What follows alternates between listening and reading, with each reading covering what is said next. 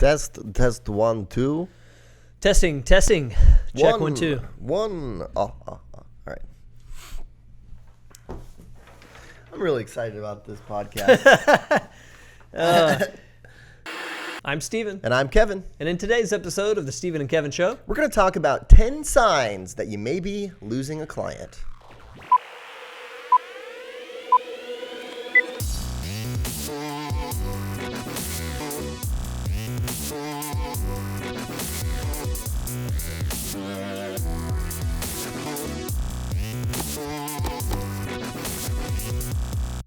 I wore the same shirt. Did you? No. I just didn't want to wear one of my crappy shirts today. Oh, you didn't? When Kevin needs to do laundry when he's wearing this shirt that's way too tight. The buttons are like under extreme pressure. Really asking a lot of the buttons on that one. I haven't been doing a lot of push-ups lately. Okay. A lot of push-ups lately. Hello, everyone, and welcome back to episode 36 of the Steven and Kevin Show. And today we're going to be talking about clues, signals, signs that you may be losing a client in the near future. Yeah, and our hope is that we can identify a few signs and preempt some of these departures. And we know that is entirely possible if we're looking out for some of these signals. Before we get into it today, I want to share with everyone my new iPhone 6 Plus case. It's called a Loopy. You may have seen some knockoffs. This actually originated from a Kickstarter campaign, and it's a little, look at that Loopy.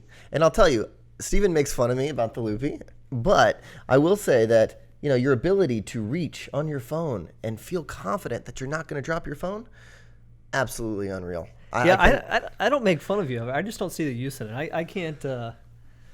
I feel very awkward in holding it this way. That's because you're using 2 fingers. Is that you got one finger in? I don't know. Anyway, this is not a technology review show, but if I were to give this a rating, 1 star. I give it a 5. And you're gonna. This is what's gonna happen is 6 months from now, a year from now, you're gonna start seeing a lot of cases with this, and they're all gonna be knockoffs of Loopies, and you're gonna think, gosh, you know that Kevin guy, man, he was a trend starter, early adopter. Early adopter. Look at that. Cool. Anyway, everyone's got something to hang their hat on, I suppose, right?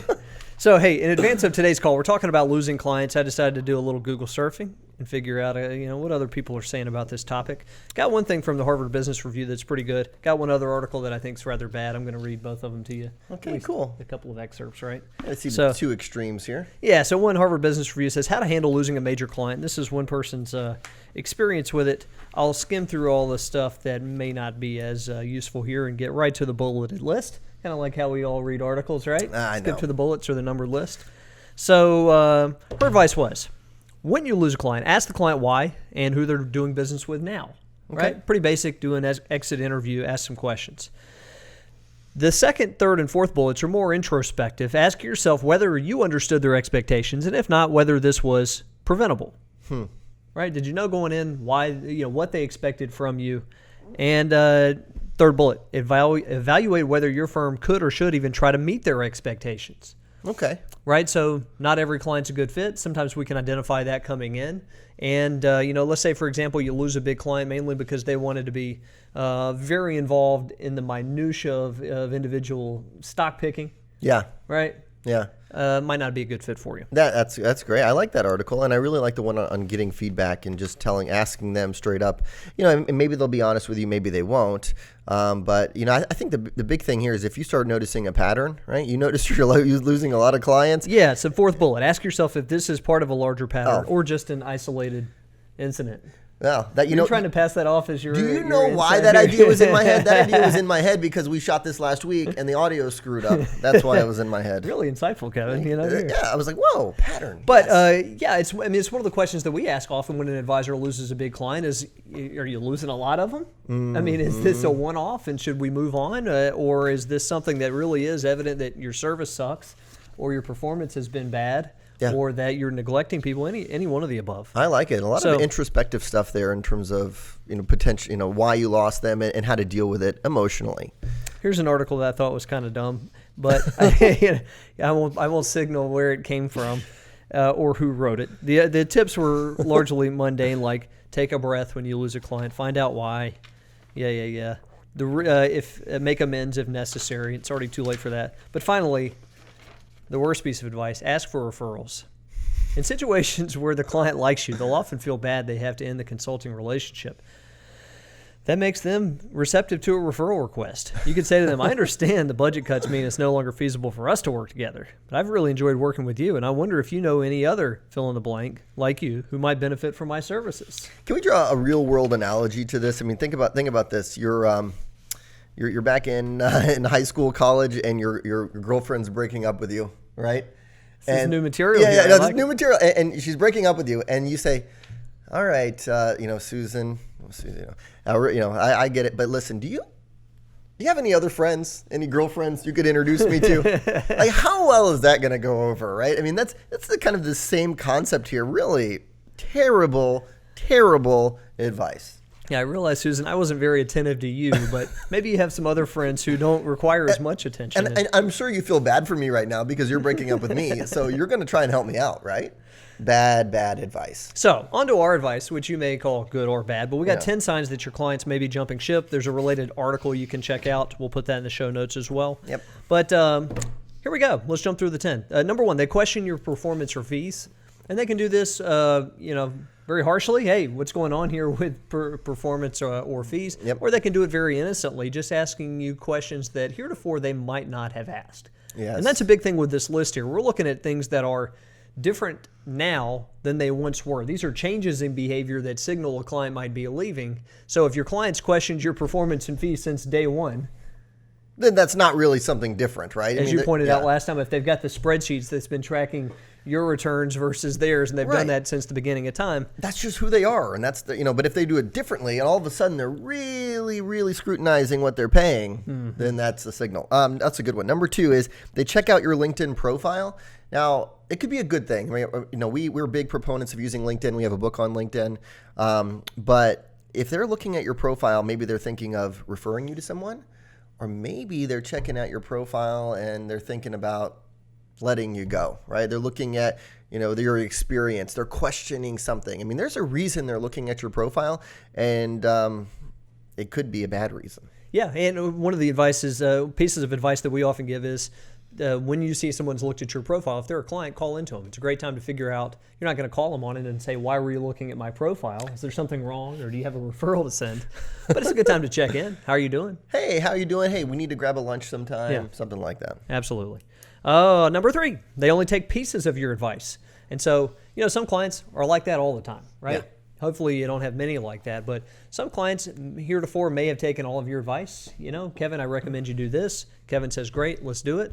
You're the boss here. You're the expert. Now Kevin's saying, let me think about that one. Let me get back to you on that. Yeah. Right? I like that. Number 4, this is probably one of the biggest ones, right? Is that they're slower to return your calls or emails. If you're getting more and more radio silence, it's probably not a good thing. I mean, look, they could be really busy. It could be a certain time of year. But if you're noticing that, gosh, Steven never calls me back anymore. I can never get a hold of him or her.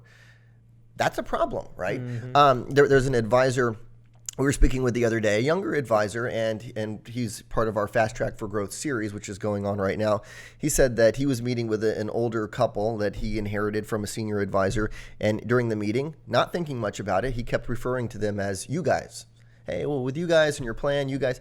And they stopped him at some point and said, look, it's not you guys, it's Mr. and Mrs. XYZ. And he said it was it was terribly awkward, and he didn't know what to think of it. And he realized that, oh my gosh, I need to be a little bit more formal with them. But now they don't return his calls anymore, and that's not a good sign. No, not a good sign at all. Not a good sign. And you think about it when you're prospecting, that's a bad sign, right? Yes. When somebody's starting to slow down, maybe not returning your call. Same thing with clients. Yep. Number 5, they stop communicating with you so much and only communicate with your support staff. Yes. Yeah. We had an interesting comment you can read on the wealthmanagement.com article that we wrote. The first comment that was posted was a guy who said basically this happened to him. He had heretofore tried to delegate and let clients know that, hey, if you have a question about X, Y, or Z, I want you to call my assistant. She handles this. My other assistant, he handles that. And he had clients pretty well trained with this, so much so that when he left his former firm and moved, they didn't go with him. They stayed with his assistants who were stuck there at the previous firm. It's like they had the relationship. I mean, that's a classic avoidance strategy right there, right? The next one is 2, which is they assign you a new point of contact in their family. Yeah, and sometimes that's avoidance. Hey, I'd rather you deal with this person in the family. Other times it's out of necessity. Yeah. That my health is failing, and that makes sense. Or the client passes. Either way, it's a sign that the client could be leaving. Yep, exactly. Good one. The number 7, they're going through a life or business transition. We talk a lot about these when we're prospecting, that if you're out and you're in social circles and you hear that somebody's changing jobs or selling a business or they've got some life event that's putting money in motion, they're a prospect for you. It's a great window of opportunity to introduce your professional services. Ditto other advisors looking at your clients, right? If you have a client who's selling a business, not only does that raise the alert of other advisors, they've got money that's liquid. They don't have to pull money from you to start a relationship elsewhere. So a point at which the relationship's a little bit vulnerable. Yeah, so basically at that point, other advisors are probably going after them. Your competition you just got a lot more competition, right? Mm-hmm. Next one here is they have a friend or family member who becomes an advisor, and you've all probably experienced one of these scenarios where all of a sudden their brother-in-law is in the business and they're moving their account for that reason. And look, I don't think there's a ton of things that you can do to stop it, but obviously if you know about that information, you're increasing contact, you're increasing services. I mean, you're doing anything you can to deepen the relationship with that client to hopefully prevent it from happening. But that's a very tough one. That is. Or you can take the other reaction, which is you just act with total astonishment that person's getting into the business. You say, Johnny? Johnny's going to be an advisor? Are you talking about the same Johnny that I'm talking about? Like, that guy? Oh, yeah. Boy, okay. No, good luck with that. Actually, I really like that one. And I had an advisor that I personally work with who worked with him for about 5 years now, and he lost a client recently for this very reason, right? This a good client of his, brother-in-law got in the business. He said he was getting pressure from other family members to move. He decided, okay, I'm going to move my account. And the advisor who we work with, he said, I didn't know what to do. I just told him, I said, hey, I love if the offer ever stands, if I can ever help out, let me know. I understand. He said I took it very well. What's interesting is that client who moved just sent him a referral. Just sent the advisor we work with a referral. He didn't send it to his new advisor, brother-in-law. Didn't send it to him. Sent it to the old advisor. Pretty good. Speaks volumes. Number 9, they voiced dissatisfaction about your statements or technology. As we talk about going next gen, technology is more important to millennials, to Gen Xers. So if you've got something that's bugging them about how they access their accounts, about how your app is working, about how the login sucks, whatever it is. They're just starting to gripe about stuff. Yeah. I mean, that's not as small of an issue for the next generation as it might have been, some of for some of your older clients. And number 10, they are checking their online account often, if you can see this. So some firms have the capability to be able to check and see, oh my gosh, my client is logging in a lot to their account. They're checking things. That could be a signal that they're not happy with something, that they're considering moving. It's one where I know the advisor we worked with in Southern California, he would make a list of all of those people and he would make sure he called into them.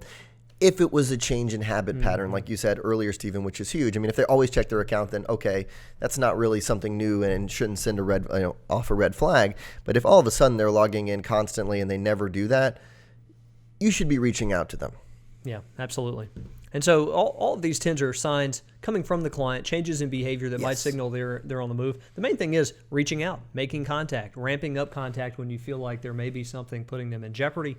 And this is a great one-off exercise, sure. You could go through that right now and identify relationships that are in jeopardy. The key is having this as a routine part of either a monthly or quarterly meeting to say, what are we seeing right now? Is there anybody we ought to be doubling down on contact with in the near term? What's that quote? It's like an ounce of prevention is worth a pound of cure. Yeah, did you come up with that? Oh yeah, it's quoted by Kevin Nichols. No, but Ben Franklin. Is it? Yeah. But it's great quote, and that's what we're trying to do here is preventative measures with all of these things. Hey, we have an event coming up. It's next month. It's called the Affluent Marketing Symposium. It's September 22nd and 23rd in Charlotte. You should come, right? If you like this kind of stuff and you're looking to revamp your business and especially your business development, join us for that event. It's truly a transformative process. Yeah, a day and a half chock full of not only our best ideas and best practices we've gathered from around the industry, but a pretty successful group of your peers who are there looking to grow, wanting to share. We always have a lot of fun with it. It's a solid program, so check it out if you're able. until next time, my friend. Yeah, until next time. That was episode 36. We'll see you for 37. Thanks, everyone. This is episode 36. Gosh, I don't want to screw anything up with it. The camera is... I couldn't tell by looking at it, but doesn't the camera look further to the left than it usually is? Like further towards your side of the table? It's angled towards the middle, but doesn't it look like it's over that way some? I think the camera just naturally gravitates towards me.